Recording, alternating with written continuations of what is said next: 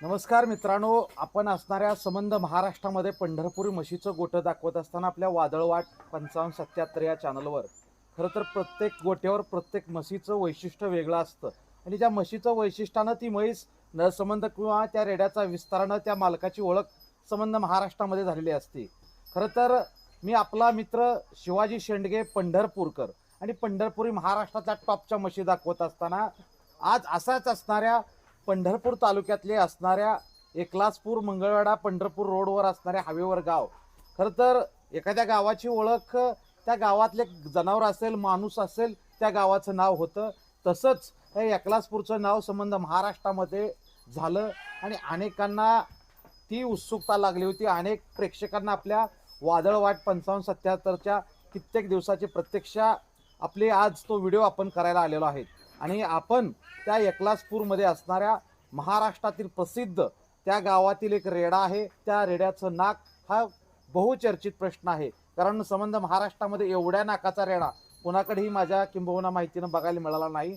आणि त्या गावाची ओळख त्या इथं असणारे आमचे मित्र सावकार ताड असतील, विनायक तायड असतील, यांनी संबंध असं जनावर पैदास करून ब्रीडिंगसाठी पंढरपुरी म्हशी क्षेत्रातलं खूप मोठं काम केलेलं आहे.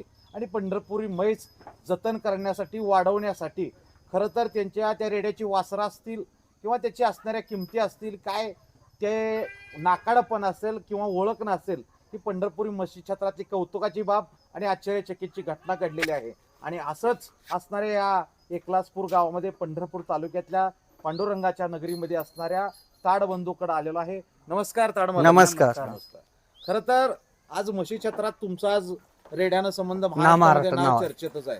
पण मला आज काय म्हणायचं आहे, म्हशीची सुरुवात घरी कधीपासून काय झाली? म्हशीची सुरुवात आमच्या वडिलापासून आहे. तर वडिलाच्या कशा होत्या, दोन म्हशी होत्या. बर बर. एक दोन म्हशी, हा. त्याच्यापेक्षा काही काही जास्त जादा नव्हत्या. नव्हत्या. बर बर. तर आम्ही 8वीतनं शाळा सोडली. हा हा, म्या. तुम्ही चिटका. 8वीतनं शाळा सोडल्यानंतर एक दोन दोन अशा वाढत हा हा हा, वाढवत गेलेलो.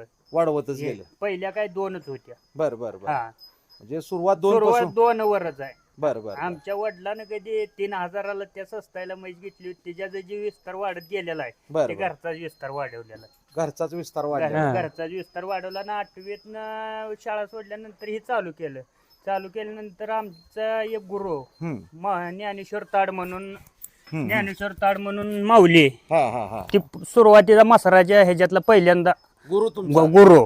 बर. त्यानं म्हणजे ज्या टायमाला आपल्याला म्हैस घ्यायची आहे, हम्म. त्या टायमाला जरी आमचं वडील त्यावेळेला धाडीच करत